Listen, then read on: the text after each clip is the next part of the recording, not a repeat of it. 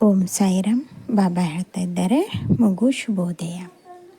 ಇವತ್ತು ಶುಕ್ರವಾರ ಅಂತ ಬೆಳಗ್ಗೆ ಬೇಗನೆ ಎದ್ದು ಮಾಡುವಂಥ ಕೆಲಸವನ್ನು ಪ್ರಾಮಾಣಿಕವಾಗಿ ಮಾಡ್ತಾ ಇದ್ದೀಯ ಕಂದ.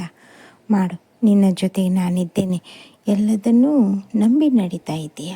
ಹಾಗೆ ದೇವರನ್ನು ನಂಬಿ ನಡೆದವರಿಗೆ ಎಂದೂ ಮೋಸವಿಲ್ಲ, ಎಂದೂ ನೆಲ ಕಚ್ಚೋದಿಲ್ಲ. ಹಾಗೆಯೇ ಮನೆಯಲ್ಲಿ ಸ್ವಲ್ಪ ಎಲ್ಲಿ ನೋಡಿದ್ರೂ ದೇವರ ಫೋಟೋ ಬೇಡ. ನಿನ್ನ ಮನಸ್ಸಿನಲ್ಲಿದೆ ಸಾಕು. ಮನೆಯನ್ನು ಸ್ವಚ್ಛವಾಗಿಟ್ಟುಕೋ. ಸ್ವಲ್ಪ ಖಾಲಿ ಜಾಗವನ್ನು ಬಿಟ್ಟಿಡು. ಯಾಕೆಂದರೆ ಸಾಮಾನು ತಂದು ತುಂಬಿದರೆ ನಿನಗೆ ಸ್ವಚ್ಛ ಮಾಡಲು ಆಗೋದಿಲ್ಲ. ಸ್ವಚ್ಛ ಇಲ್ಲ ಅಂದರೆ ಅಲ್ಲಿ ದರಿದ್ರ ದೇವತೆ ನೆಲೆಸುತ್ತಾಳೆ. ಇದು ನಿನಗೂ ಗೊತ್ತು. ಅವಶ್ಯಕತೆ ಎಷ್ಟಿದೆಯೋ ಅಷ್ಟನ್ನು ಮಾತ್ರ ನೀನು ಮಾಡುತ್ತಾ ಬಾ, ಸರಿನಾ? ಹಾಗೆಯೇ ನೋಡು, ನಿನ್ನ ಸುತ್ತಮುತ್ತಲೂ ಸ್ವಲ್ಪ ನಕಾರಾತ್ಮಕ ಶಕ್ತಿಗಳು, ಅಂದರೆ ಆ ರೀತಿ ಮಾತನಾಡುವವರ ಜನ ಹೆಚ್ಚಾಗಿದ್ದಾರೆ. ಯಾರಾದರೂ ನೀನು ಏನಾದರೂ ಈ ಕೆಲಸ ಮಾಡಬೇಕಂದ್ರೆ ಬೇಡ, ಅದೇನೂ ಆಗೋದಿಲ್ಲ, ಅದು ಲಾಭ ಇಲ್ಲ, ಅದು ಇಲ್ಲ, ಇದು ಇಲ್ಲ, ಅದರಲ್ಲಿ ಏನೂ ಹುಡಲಿಲ್ಲ ಅಂತ ಹೇಳಿ ಅದನ್ನು ಬಿಟ್ಟು ಬಿಡುವಂಥ ಜನನೇ ತುಂಬ ಇದ್ದಾರೆ. ಚಿಂತೆ ಮಾಡಬೇಡ. ಆದಷ್ಟು ಶೀಘ್ರವಾಗಿ ಅಂಥ ಜನರಿಂದ ದೂರ ಇರೋಂಥ ಪ್ರಯತ್ನ ಮಾಡು. ಯಾಕಂದರೆ ಮಹಾಭಾರತದಲ್ಲಿ ಕೌರವರು ಶಕುನಿಯ ಮಾತು ಕೇಳಿ ಏನಾದರೆಂಬುದು ನಿನಗೂ ಗೊತ್ತು.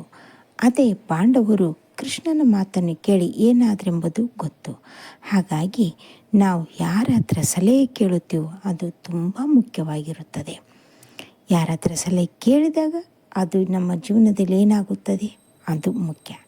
ಹಾಗೆಯೇ ಇನ್ನೊಬ್ಬರ ಸಲಹೆ ಕೇಳಿ ಜೀವನ ಮಾಡುವಂಥದ್ದು ಬುದ್ಧಿ ನಿನಗಿಲ್ಲ ಅಂದರೆ ತುಂಬ ದಡ್ಡಿಯಲ್ಲ. ಯೋಚನೆ ಮಾಡಬೇಡ. ನಿನ್ನ ಬುದ್ಧಿ ನಿನ್ನ ಕೈಯಲ್ಲಿ ಇರಲಿ. ನಿನ್ನ ಬುದ್ಧಿ ನಿನ್ನ ಕೈಯಲ್ಲಿದ್ದು ಜೀವನ ಮಾಡಿದರೆ ಅದು ಅಮೋಘವಾಗಿರುತ್ತದೆ. ಅದನ್ನು ಬಿಟ್ಟು ಬೇರೆಯವರ ಮಾತನ್ನು ಕೇಳಿ ಜೀವನ ಮಾಡುತ್ತಾ ಬಂದರೆ ಅದು ಸರಿಯಿಲ್ಲ. ಅಲ್ಲಿ ಜಗಳ ದುಂಬಿ ಏನೇನೋ ಪ್ರಾರಂಭವಾಗುತ್ತದೆ. ಹಾಗಾಗಿ ಈ ಮಾತನ್ನು ಹೇಳ್ತಾ ಇದ್ದೇನೆ.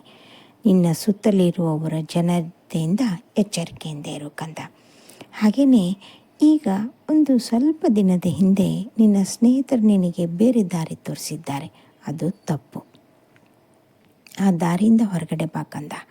ನಿನ್ನ ಮನೆ, ನಿನ್ನ ಕುಟುಂಬ ನಿನಗೆ ಸ್ವರ್ಗ. ಅದನ್ನು ಬಿಟ್ಟು ನೀನು ಹೊರಗಡೆ ಹೋದಿ ಅಲ್ಲಿ ಸ್ವರ್ಗ ಸಿಗೋದಿಲ್ಲ, ನರಕವೇ ನಿನಗೆ.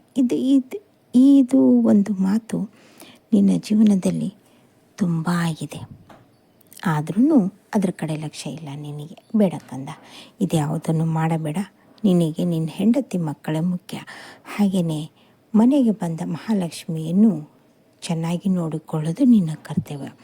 ಅವಳು ಕಣ್ಣೀರು ಹಾಕಿದರೆ, ಅವಳು ನೊಂದುಕೊಂಡ್ರೆ ಅಲ್ಲಿ ನಿನಗೆ ಉದ್ಧಾರ ಆಗುವ ಯಾವ ಲಕ್ಷಣವೂ ಇರಲಿ. ಯಾವುದೇ ಹೆಣ್ಣಾಗಲಿ ಅವಳನ್ನು ನಿನ್ನ ಕೈಲಾದಷ್ಟು ಮಟ್ಟಿಗೆ ಚೆನ್ನಾಗಿ ನೋಡಿಕೊ, ಸರಿನಾ? ಹಾಗೆ ಇವತ್ತು ಮನೆಗೆ ಅತಿಥಿಗಳು ಬರ್ತಾ ಇದ್ದಾರೆ ಅಲ್ವಾ, ಮಗಳ ಮದುವೆಗೋಸ್ಕರ ಅವರ ಜೊತೆಗೆ ಚೆನ್ನಾಗಿರು.